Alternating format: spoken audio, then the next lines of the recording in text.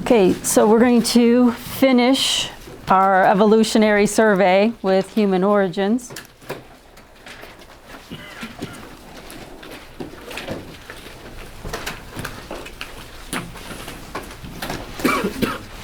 So this last lecture is called Human Origins. We're going to begin with, there are obviously two views of human origins, and these views are based on what? What do you think the two views are based on?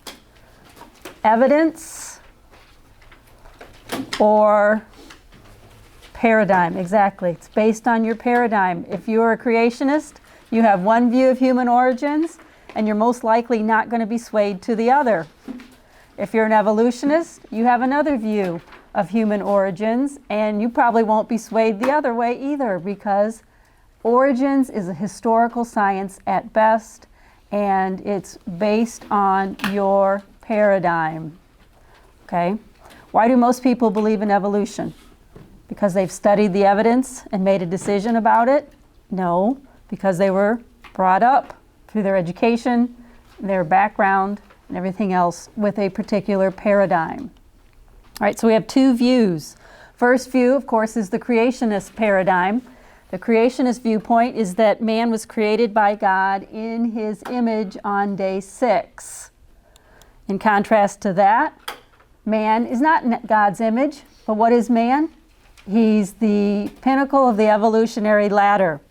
He's a product of millions of years of natural processes. He is a higher form of animal. And of course, this completely changes your view, and it's completely based on your paradigm, what you have already decided you believe.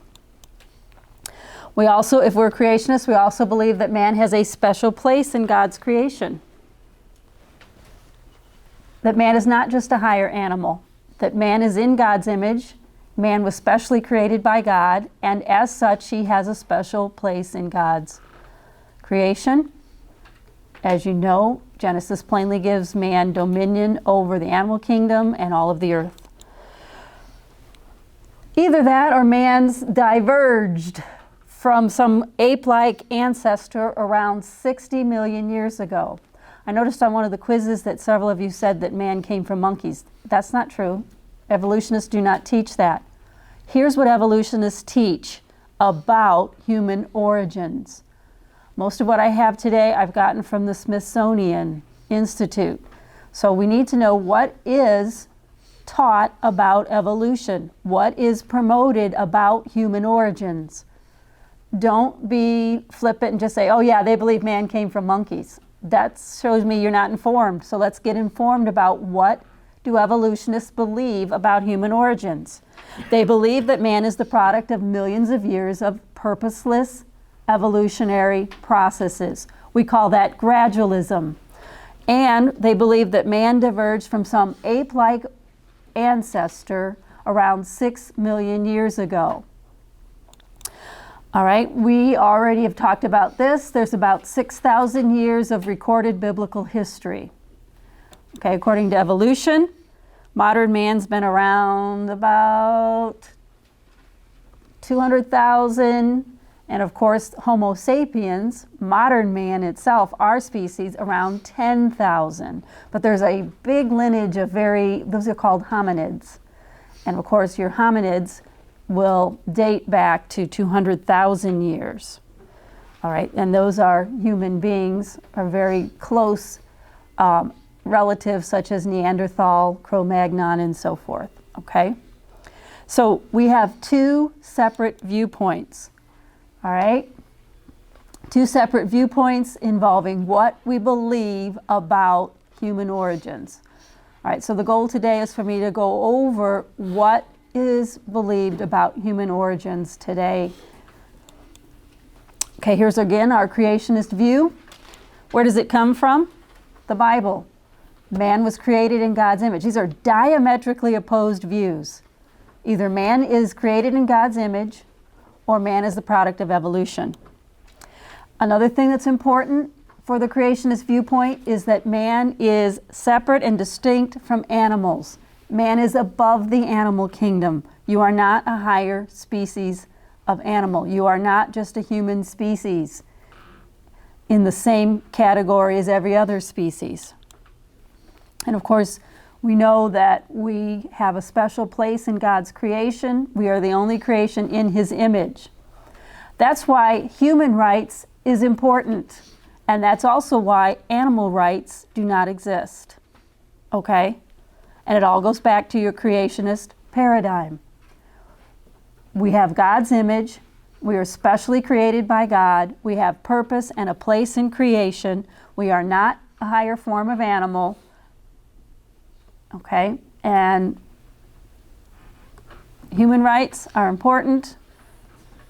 Animal rights really do not exist in a biblical paradigm. Where do we get this? Where do you get your creationist paradigm? I hope you get it from the Bible. In particular, we have Genesis. I said Genesis 1 and Genesis 2. In Genesis 1, we know from verse 27 that we were created in God's image. And we know from chapter 2 that God formed us and gave us a physical body. That's the forming. God gave us a life consciousness. But back to verse 27, we have an additional component of our makeup. We have our physical body, which, yes, is mammalian. Maybe it is similar to primates. But that's only our physical body. That's only one part of our component. We also have a life consciousness, which we do share with the animal kingdom. But the animal kingdom does not have the eternal spirit, the third part of your makeup, that's kind of involved with God's image, okay? The evolutionist viewpoint, okay, here's where we need, hopefully you already have your creationist viewpoint, but let's learn a little more specifically and a little more accurately what is the evolutionary viewpoint of human origins. Okay, human evolution is the lengthy process of change by which people originated from ape-like ancestors over a period of approximately 6 million years. Okay? This is what human origins is believed to be from the evolutionary viewpoint. All right? Let's not oversimplify it. Let's be informed and know that evolution teaches that we share a common ancestor with the great apes. Okay? They do not teach that we came from monkeys. That's oversimplified. Okay? So you need to be informed about what they really say. So it is a lengthy process of evolution that occurred over 6 million year time span. And there's some ape-like ancestor that we share with the great apes and share with the chimpanzee. Okay, we evolved on a separate branch from the chimpanzees. They're our closest living relative, but they are not in our family tree. Okay? So our species and chimpanzees diverged from a common ancestor. And of course, we have a little bit of a leeway. Let's push it 6 to 8 million years. And then our closest living relatives are the chimpanzee, depending on how you measure the DNA.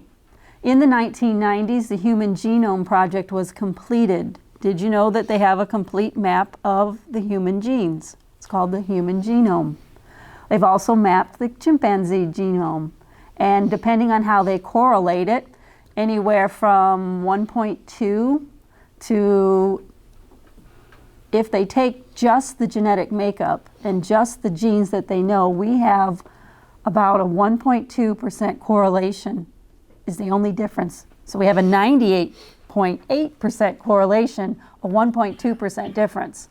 Of course, they don't agree with, a lot of people don't agree with that, and they will make a comparison differently, and we get anywhere from 5% difference all the way down to 1.2% difference. But again, this is a comparison in the DNA pairing. And again, we are emphasizing the similarities and downplaying the differences. They don't tell you how big this difference actually is. Yes? What would they say if you were to bring up the closeness of like clouds and cucumbers and watermelon? Because they're all within a small percentage of difference. They're going to downplay that, because human nature is to only present favorable favorable evidence, right? And also put a spin on it.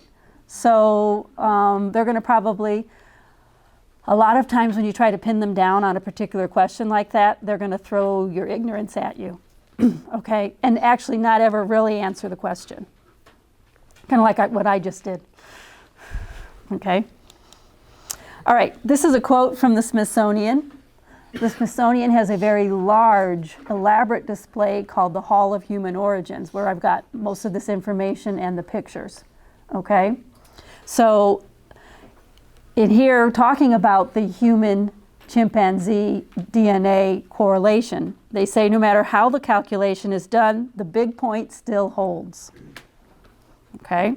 Humans, chimpanzees, and bonobos, those are so-called pygmy chimpanzees, so basically another type of chimpanzee, are more closely related to one another than either is to the gorillas or any other primate. So our closest living relative is the chimpanzee or the pygmy chimpanzee.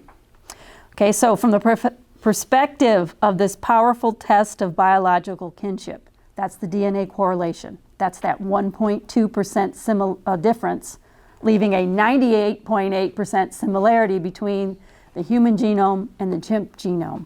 That's the powerful biological kinship that they're talking about. Humans are not only related to the great apes, look at that last little phrase, we are one. Okay, so that is the the evolutionary view of human origins. We've proven it. After all, there's only a 1.2% difference between chimp genome and human genome. We must have diverged from the same common ancestor. And again, what are we doing? We are highlighting the similarities and downplaying the differences. And we're reporting the information in the most convenient way. We're reporting the 1.2 difference instead of the over 5% difference. That's kind of how things work. And that's kind of human nature. We do the same thing, only the opposite way. All right, so here's a close-up of our family tree. These are reconstructions that were done by the Smithsonian. Guy on the end here is Neanderthal. Okay, we're going to go through these guys in a little more detail. Here is your whole human family tree. Basically, we have 4 different groups that form major divisions on the human family tree. At the bottom here, you can see this is Ardipithecus. And then this one's more famous, the Australopithecus group. This one over here is kind of a side branch, dead end. We'll mention it only briefly. And here is the Homo group, our closest extinct ancestors. Chimpanzee is our closest living relative. These are our closest extinct relatives. We share the same main branch. Okay, so here's the human family tree. Here are 4 main hominin genera. Okay, if you're familiar with biological classification, you know it begins at superkingdom, which is prokaryote or eukaryote. Then there's kingdom, phylum, class, order, family, genus, species.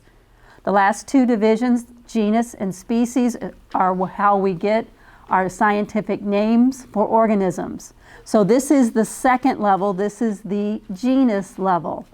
And classification-wise with human origins, we're dealing with 4 branches, which we have classified at the genus level. Okay, so these are the genus names. Here's the low branch that I showed you, Ardipithecus, then Australopithecus. This one you're probably the most familiar with. This is where Lucy fits. Okay, Lucy is Australopithecus afarensis. And then this is a kind of a dead-end side branch, Paraanthropus. And here's our closest related branch, the Homo group. Here is Ardipithecus. Remember, we said we diverged from some ape-like ancestor around 6 million years, give or take a few million years. Talk about downplaying big spans of time, give or take a couple million years. There are 4 main species in this group. You can see this is the scientific name. These are basically apes. And here's a common practice in scientific naming. You'll see that the genus name is always capitalized and it will be abbreviated with the initial, and then the species name, the detailed species name, is behind it in lowercase and always italicized. So you can see the bottom person here. This is Ardipithecus ramidus, and that's the picture here. This is an artist rendition made from bone fragments of this particular animal, and I'm going to call it an animal because it's some type of ape, gorilla, monkey.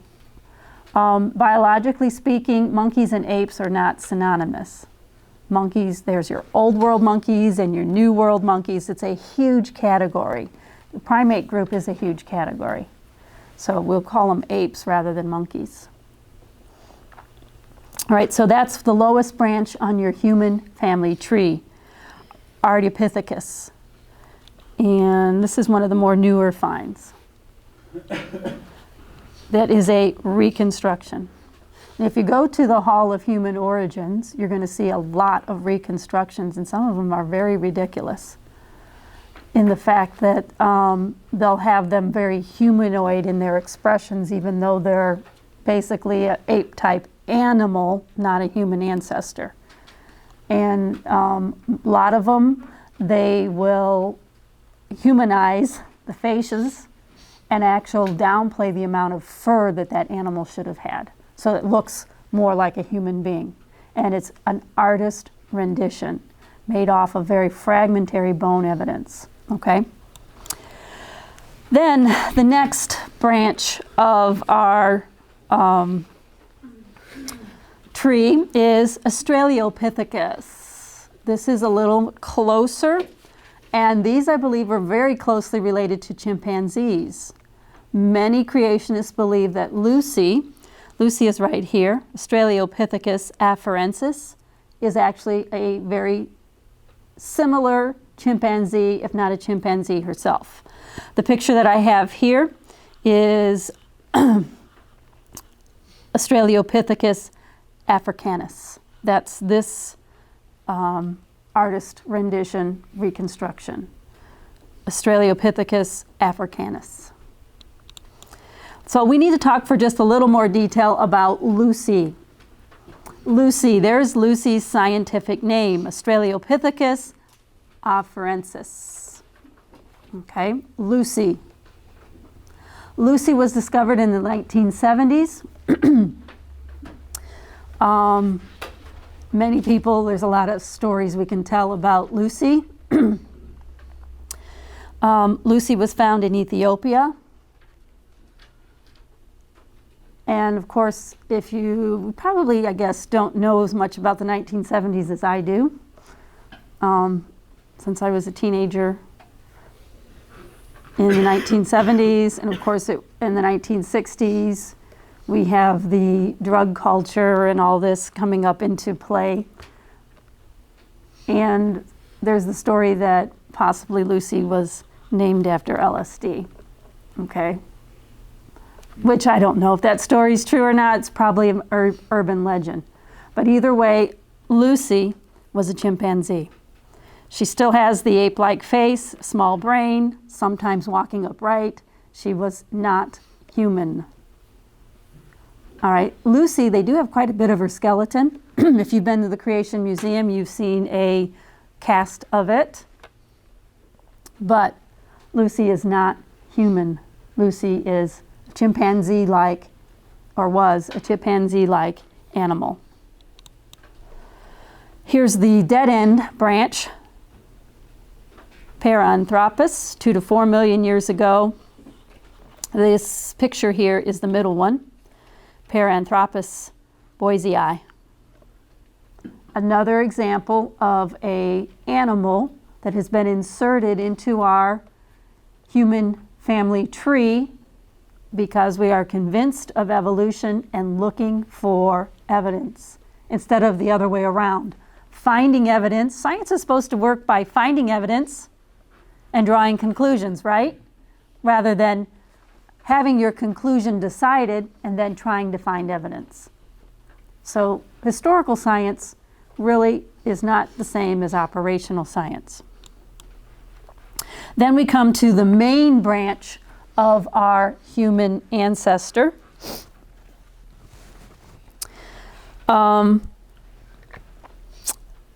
This we're going to talk about here. The picture that I have is this third character, third person, named by where he was found in Helderberg. And of course, he's got the beard and made to look a little bit more human. I want to talk in particular about this guy, Homo erectus. Homo erectus has some fossil evidence, and so this group has a sketchy past as well. These are touted as the first to have human-like body proportions. Now, all of the other ancestors in our group had very ape-like body proportions. What do I mean by ape-like body proportions versus human body proportions? What do we mean by that? Well, if you think about the chimpanzee, what's the difference in length between their legs and their arms? Not nearly as much as human proportions. Human proportions, the forelimbs, the arms, are much shorter than the hind limbs or the legs. And of course, the body trunk is also proportionally shorter. So as a human being, you have a shorter trunk and shorter arms than many primates do. So your ape-like body proportions, of course, are designed for tree dwellers. Where we're not walking upright, we don't need the larger and longer hind limbs. We have legs and arms. We don't have fore limbs and hind limbs.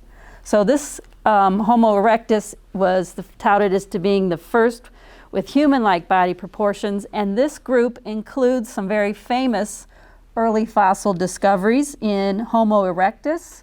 Homo erectus, of course, Homo refers to man. Erectus refers to the fact that he is standing upright. So Homo erectus means erect man. This includes Java man, Peking man. Oh, we dropped off Nebraska man. Why was Nebraska man dropped off? Yes? Because it was a pig. It was a pig's tooth. Okay. And what did they do to that pig's tooth? They derived this whole human ancestor out of a tooth, and then they discovered that that tooth fits in a pig jaw.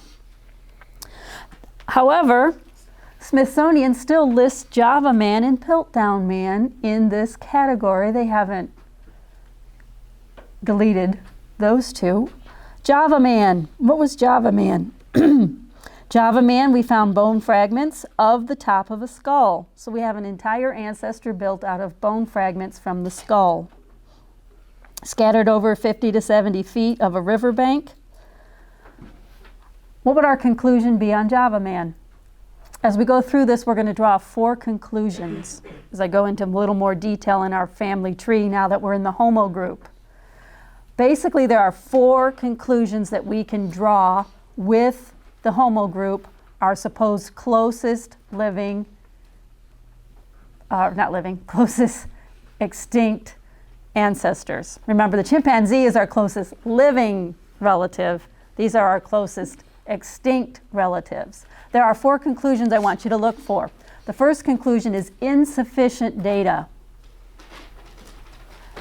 As in, there's not enough information, there's not enough fossil pieces, and there's not enough evidence to show that the pieces came from the same organism. They're spread over a wide area. There's not enough evidence. How can we reconstruct an entire person and reconstruct an entire lifestyle off of bone fragments? So we're going to call that conclusion insufficient evidence, that there's simply not enough there to make all these assumptions, to make these elaborate reconstructions, including the habitat and what they look like and so on. Another conclusion is that we have a hoax. that was manufactured, and they actually have caught people staining bones, filing teeth, etc. So we have insufficient evidence, a hoax that's perpetrated to try to fill in our family tree. Another one is that it's simply an ape. It's an animal. It's an ape. That's a third conclusion that we can draw. We would draw that conclusion with which parts? Australopithecus, which means southern ape, at least they called it ape. Ardipithecus is also, those are also animal remains. Okay, so we have insufficient data like the Java man. We have hoaxes like Nebraska man. We have actual just animals, apes, and then we have a different form of humans. So 4 different conclusions. There's insufficient data to make a credible conclusion. It's a hoax that's been manufactured. It's just an animal, or it's just a different kind of person. It's a human. So those are our 4 conclusions. So with Homo erectus, we're going to say that this person in our family tree has insufficient evidence for our Java man. What about Peking man? Peking man was named, this is another one that you probably heard about on You, Me, and the Fossil Tree lecture that I wanted you to listen to. Peking man was obviously found in Beijing, used to be called Peking, and these were bone fragments. All right, and the problem with Peking man is during World War II, we've even lost this fossil evidence. So Peking man is another insufficient evidence. There's not enough information. We no longer have the fossil remains because of World War II. We should not include him in our family tree. Nebraska man was also put in this category of Homo erectus. I already mentioned him. He's deleted because it was a pig's tooth. Then we had Piltdown man, which was still listed on the Smithsonian's, in the Smithsonian's Hall of Human Origins. Piltdown man. Okay, this one is a hoax. It was accepted, and apparently still is accepted, but it was uncovered in the 1950s that it's a jawbone of a chimpanzee, and there's evidence of filing on the teeth and chemical staining. Okay, so it's a hoax, but he's still in our family tree. He hasn't been shaken out of it. Yes? What makes them, out of all the fossilized teeth in the world, that they pick that one and say that is... Because this happens when they're found. They find something, and you will see this huge write-up in the National Geographic. It brings, we could even make their motives very money. So all of these things are when they find these teeth is when they actually put them. Then eventually we don't hear about them anymore. So we find some teeth, and actually it's kind of sad because with scientific research, it's all about funding. And sometimes it gets to the point where you're desperate for funding, and so you've got to have a discovery. Okay, and so that sounds very cynical as far as science research, but unfortunately it can often be true. So that's what happens. They find some teeth, all of this occurs when the fossils are found, not later. So they're not looking in a collection they do that. They'll look at a collection of fossils and try to classify them into these different groups. Okay, and that's going to be a judgment call. And there are people, anthropologists, forensic anthropologists, paleontologists that spend their whole life studying this. And they are doing their best to try to put them into these categories, but it's very fragmentary and it's very subjective. So I don't think it's very credible. Because again, we're outside the realm of what we call operational science. This is historical science, and it's very faulty. It's based on assumptions. The evidence is often very fragmentary, and it's often driven by, I wouldn't say greed, but driven by the need to fund your work, or you're out of a job. Okay, because academic research is very competitive and very expensive. Okay, so that's what happens. They find something, and it's going to, if they can get it published on the cover of National Geographic, that's going to bring a lot of money and funding to their project. And if they don't make discoveries, they're going to lose their funding. They're going to have to, I almost said get a real job, but at the same time, they've dedicated their life to it. And some of that is noble. Dedicate your whole life to trying to figure this out, but it's very misguided. Okay, so what we're talking about with these bones is when they're found, you're going to have this big hullabaloo. And it's going to be, oh, we found a missing link, because they're looking for it, looking for it, looking for it, looking for it. And this is the best that they found. Okay? So, Pilltown Man, we would have to classify how? Hoax. Insufficient evidence at best when we look at all of these men in the Homo erectus group. So we do have these different categories, and we make a fossil find. We will either try to classify them into one of our existing categories, or we will find a new one and get the picture on National Geographic and, you know, the Scientific American and all of these other publications, which are very, very evolutionary. So then if we get a little further to the top of the Homo group branch, we are going to get to the Homo group from more like 500,000 years ago. In the middle, we have Homo, here's the Neanderthal man. Here's his scientific name. You can see the genus name Homo, initial of the genus name Homo, and then we have Neanderthalensis. That's how it's pronounced, Neanderthalensis, commonly called Neanderthal man. So here he is, Homo Neanderthalensis. Here's the Smithsonian reconstruction of this group. This has a lot of fossils in it. A lot of fossil remains have been classified as Neanderthal. And this would be our closest extinct human relative. In this group, we have many complete skeletons. And of course, this reconstruction looks like a classic, what would we call this person? Caveman, okay? And this is our supposed closest extinct human relative. Very human facial features, use diverse and sophisticated tools. And I want you to look at this little phrase right here. What does that say? What does it say right here? Can you see the arrow? Controlled fire. Are you thinking what I'm thinking? Cavemen and fire. And a lot of this stuff is just indoctrinated into our culture. How? Entertainment, museums, etc. Hollywood movies, every chance they get. This is an underlying theme. Why? Because we've proven it? No, because it's part of the evolutionary paradigm of our culture. Okay, so they use diverse and sophisticated tools, controlled fire, lived in caves, had artwork. What is he? He's a human being. Basically no different than you or I. Okay, so we have Neanderthal man, many complete skeletons.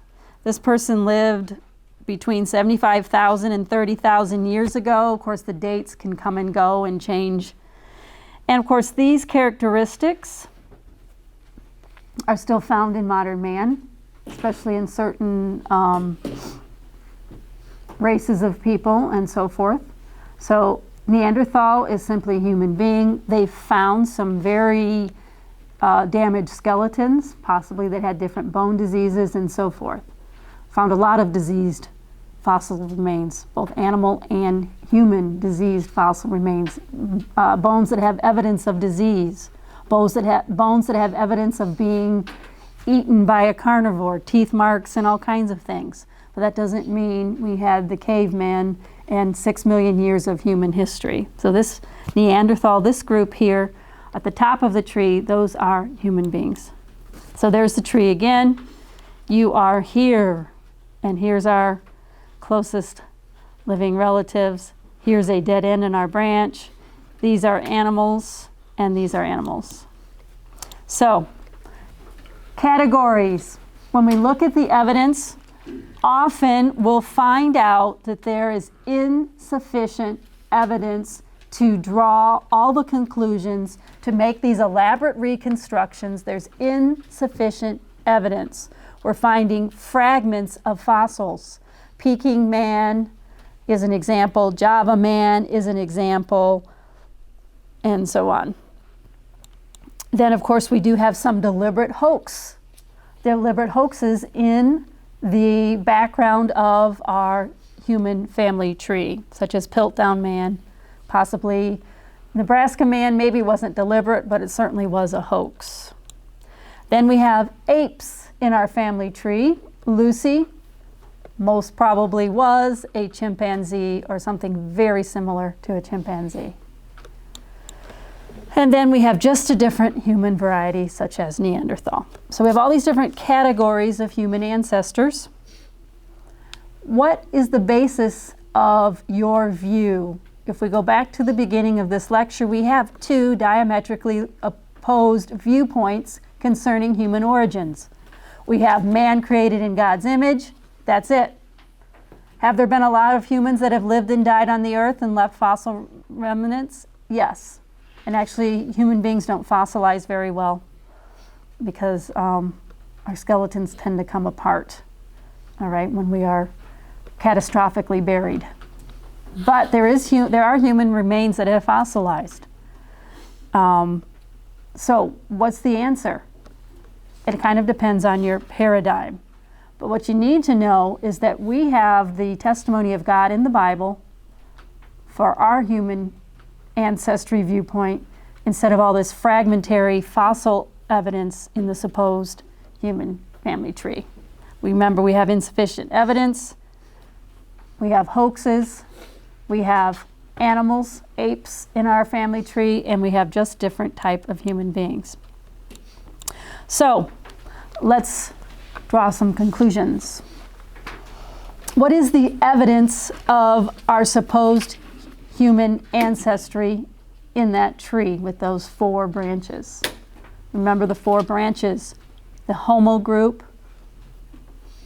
the Paranthropus group, the Australopithecus group, and the Ardipithecus group. All right, so man's progression has been set and reset many times, but it's the same basic progression of your very ape-like apes with your dead ends going here and there, your chimpanzees, and finally Homo sapiens. So man's progression has been set, reset, but it's still basically the same thing. If you've been to a museum of natural history, you've all seen murals with the monkey-like chimpanzee ape on one end and the gradual progression up to Homo sapien on the end. Those murals are still pretty much on display because they've changed very little. We've changed some details here and there, but the progression is relatively the same. And the second thing that you need to remember is that much of the fossil evidence is fragmentary. Top of a skull, part of the jawbone. After all, they did for years promote Nebraska man off of a single tooth, and they got caught in that mistake. So we keep the same basic progression of ape-like ancestor up to human beings. And of course, gradually they get more and more erect, correct? And that fossil evidence is very fragmentary. And that evidence has also been marred by hoaxes and overstatement. We've got the top of a skull, and we set up a whole human-like culture off of it. That's a big stretch. Overstatement is being nice. So the evidence is based on so why is this human origin tree not valid? Fragmentary fossil evidence. We do have some big question marks in it and some hoaxes and definitely a lot of overstatement of fact. There's some fragmentary fossil evidence. And often some of this evidence is spread over a large area. How do we know how it got there? How do we know if it's from the same person or same animal? We don't know. It's fragmentary. What is this? Remember, I told you in the past that the biggest kept secret of evolution is that the fossil record does not really document what they say it does. What do they actually use to trace evolutionary pathways? Here it is, right in front of you. What is this? It's homology, or comparative anatomy. Comparative anatomy. What have we done? What have they done here? We've got all these different hands from all these different species, and we're comparing them. That's called comparative anatomy. It's called homology. What is the basis of our evolutionary pathways? Homology. Oh, look. Look at the similarities between the human hand and the chimpanzee hand. There's an orangutan, spider monkey. Of course, these we don't put those monkeys in our family tree. We put the apes and the chimpanzees in our family tree, okay? So, what is the basis of fossil evidence? What is the basis of evolutionary pathways? Is it the fossil evidence? No, it's comparative anatomy or homology.